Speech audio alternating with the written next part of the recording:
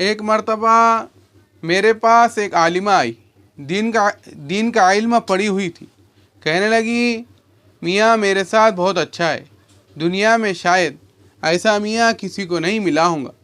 मुझे अल्लाह ने ऐसा मुत्तकी, परहेज़गार और नेकोकार मियाँ दिया, मगर सास ने मेरी ज़िंदगी जहन्नम बना दी। ज़रा ज़रा सी बात पर रोक टोक करती रहती है, ये करती है, वो करती है। चुनांचे उसने सास के बारे में चंद बातें कही। वो मुझसे पूछना ये चाहती थी कि अब आप ज़रा इजाज़त दीजिए, मैं भी जवाब दिया करूं। ईंट का जवाब पत्थर से दिया करूं। लेकिन आलिमा थी, ज़रा घबराती थी कि कहीं मैं पकड़ी ना जाऊं।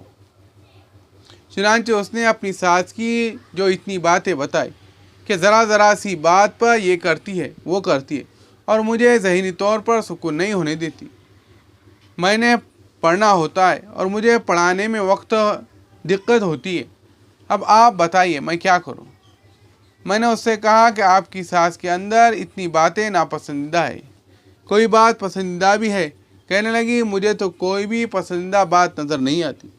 मैंने कहा कि तुम्हारी नज़र में इंसाफ नहीं। अगर इंसाफ की निगाह से देखती तो तुम्हें उसके अंदर कोई ना कोई अच्छाई नज़र आती। वो फिर कहने लगी, हज़रत मुझे तो इसमें कोई अच्छाई नज़र नहीं आती। मैंने कहा, देखो एक बात बताओ, तुम्हारा खाविन तुम्हें अल्लाह ने फरिश्तों की सिफत जैसा दे दिया, ये तो बात मानती हो? कहने लगी, हाँ मानती हूँ। मैंने कहा, उस खाविन की बीवी तुम्हें किसने बनाया? यही तुम्हारी सास थी जो तुम्हें पसंद करके लेकर आई। उस खाविन के लिए इसको और भी बड़ी लड़कियां मिलती थी, किसी और को पसंद कर लेती, मगर तुम्हें जो पसंद करके लाई तो यही सास थी जिसने तुम्हें इस खाविन की बीवी बनाया। और तुम कहती हो कि मेरा खाविन तो फरिश्तों जैसी सिफत वाला खाविन है। कहने लगी, हाँ ये बात है। मैंने कहा, अब उसके इस एहसान का बदला तुम सारी ज़िंदगी नहीं उतार सकती। एहसान का बदला एहसान होता है। कुरान की आयत जानती हो? कहने लगी, जी पढ़ी हुई हूँ। मैंने कहा, उस एहसान का बदला उतारो कि उसने आपको अपने बेटी की बीवी के तौर पर चुन लिया। कहने लगी, हज़रत आपने बात समझा दी, आज के बाद मैं कभी उनके सामने ऊंचा नहीं बोलूँगी और उनको अपनी माँ का दर्जा देकर उनकी हर बात को बर्दाश्त करूँगी। वाकई उन्हीं के सदक़े अल्लाह ने मुझे इतना अच्छा खाविन दिया। तो जब इंसान समझता है तो बात जल्दी समझ में आ जाती है। सास बहू के झगड़े ज़िल्लत के सिवा कुछ नहीं होते। ज़रा इफ़हाम व तफ़हीम से बात कर ली जाए तो बात समझ में आ जाती है। इसी तरह खुद सास को भी ये बात समझनी चाहिए कि अपनी बेटी अगर कोई कबीरा गुनाह कर बैठेंगी तो माँ अपनी बेटी का ऐब छुपाती फिरेंगी, और अगर उसकी बहू छोटी सी मामूली सी कोई गलती खाने पकाने में कर बैठेंगी तो ये सास उसको दूसरे लोगों में बताती फिरेंगी। ये कितनी बड़ी नाइंसाफ़ी है। बेटी ने वही गुनाह किया और माँ छुपाती फिर रही है,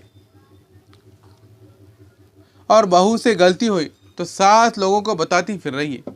ये नाइंसाफ़ी की बातें हैं। जब सास अपनी बहू को बेटी समझने लग जाएंगी और बेटी अपनी सास को माँ समझने लग जाएंगी तो ज़िंदगी पुरसुकून हो जाएंगी। माँ और बेटी के दरमियान नफ़रतें नहीं हुआ करती, मोहब्बतें हुआ करती है।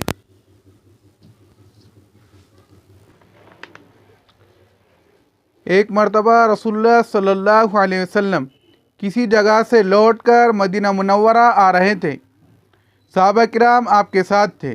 रास्ते में एक जगह आप सल्लल्लाहु अलैहि वसल्लम ने बकरी का मरा हुआ बच्चा देखा, जिसके छोटे छोटे कान थे, अजीबदार था। आप सल्लल्लाहु अलैहि वसल्लम इस बच्चे के पास पहुँचे और इसका कान पकड़ा और उठाकर पूछा कि इसको 1 दिरहम में कौन खरीदेगा?